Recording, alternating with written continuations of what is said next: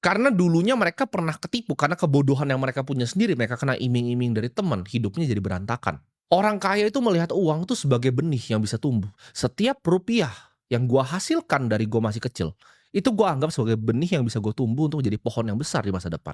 Gimana caranya dari uang yang sedikit ini, itu bisa ke depannya bisa jadi gunung ya, bisa jadi uang yang menghasilkan uang lagi. Bukan uang ini gue habiskan untuk beli sepatu.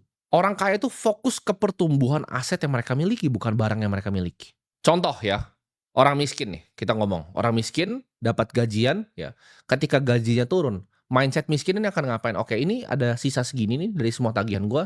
Ini bisa nggak ya gue nyicil handphone iPhone bekas biar gue bisa gaya foto di depan kaca? Atau untuk gue pamerin di rekan-rekan kantor gue ya. Dari misalnya 400.000, 500.000 sebulan yang gue sisihkan, apakah ini bisa gue pakai untuk bahkan cicil handphone bekas?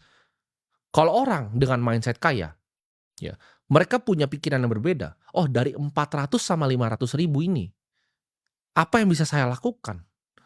Dibanding saya beli handphone, bisakah saya punya kepemilikan dari perusahaan iPhone-nya? Apple-nya bisa nggak ya saya beli sahamnya? Kenapa saya harus beli iPhone bekas? Kenapa saya nggak punya kepemilikan kecil dari Apple? Nah, itu udah fundamental pemikiran yang sangat-sangat berbeda.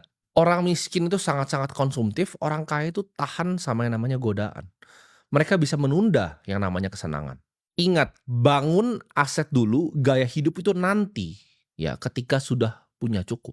Kenapa gue bilang orang kaya itu fokus membangun aset? Dari kecil ya kan, gue waktu itu lihat Warren Buffett, dia mendapatkan dividen dari Coca-Cola itu lebih besar dibanding semua direksinya yang bekerja seumur hidup.